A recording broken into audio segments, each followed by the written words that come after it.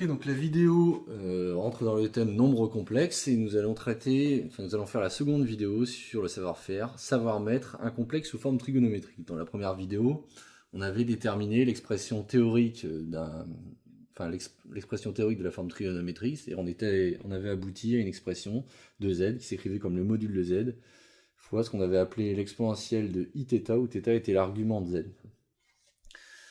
Et donc l'objectif de la vidéo du jour, c'est d'essayer d'appliquer, concrètement sur un nombre complexe dont on connaît la forme algébrique, 1 plus racine de 3i, de déterminer le module de z et l'argument de z. Et donc de déterminer en fait qui est module de z, qui est θ, et ainsi d'obtenir la forme trigonométrique du complexe.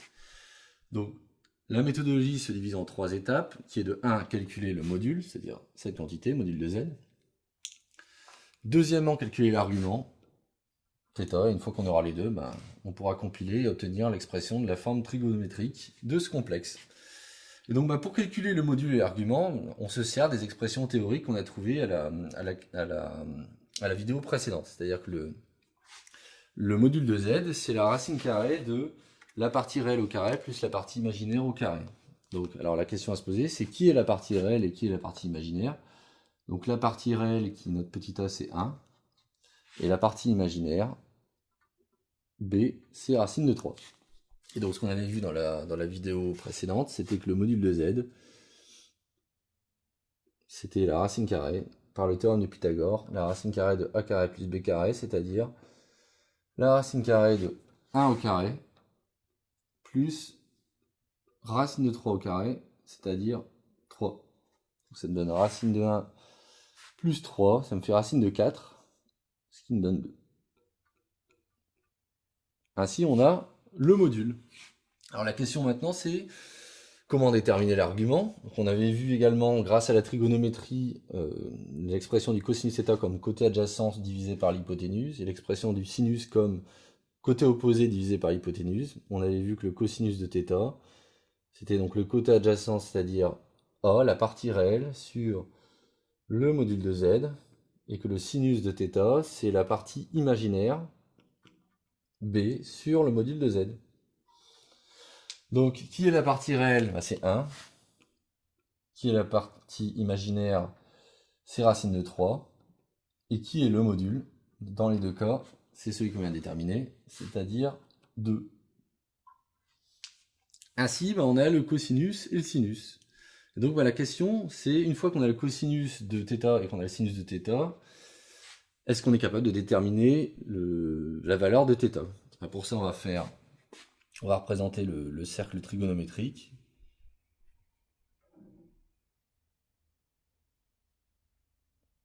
Voilà, donc le cercle trigonométrique. Et on va représenter les valeurs de cosinus θ et de sinus θ. On rappelle que le cercle trigonométrique, c'est le cercle de rayon 1 centré en 0, dont l'abscisse est donnée, si je prends un angle θ, l'abscisse est donnée par cosinus de θ. Donc je prends un angle θ quelconque, que je vais appeler plutôt alpha. L'angle ici, c'est cosinus de alpha. La projection sur l'axe des réels, c'est cosinus de alpha. Et la projection sur l'axe des ordonnées, c'est sinus de alpha.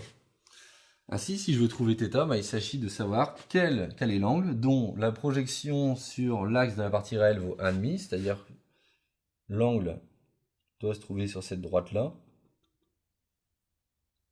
Mais il vérifie aussi que son sinus, c'est-à-dire sa projection sur l'axe des ordonnées, doit être donnée par racine de 3 sur 2, c'est-à-dire doit être positive, donc ça ne peut pas être cette valeur-là d'angle, ça doit nécessairement être celle-ci. Là j'ai 1,5, là j'ai racine de 3 sur 2, et donc l'angle c'est celui-ci, et en fait c'est un angle usuel qui est pi sur 3. Et donc de ça, on peut déduire que θ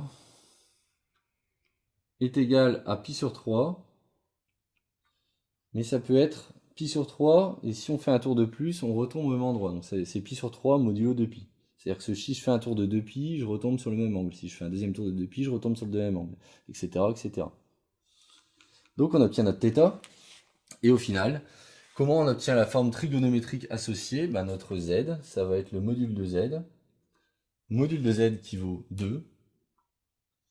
Exponentielle i θ qui vaut pi sur 3. Et donc on a obtenu la forme trigonométrique de notre complexe.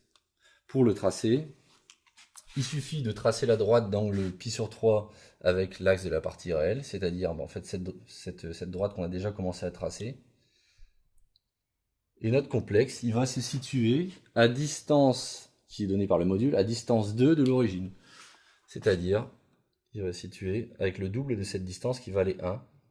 Notre complexe z, il va se retrouver ici. Ainsi, ici, j'ai pu tracer 1 plus racine de 3i. Voilà, la forme trigonométrique d'un complexe, qui achève la vidéo sur la mise en forme trigonométrique d'un complexe.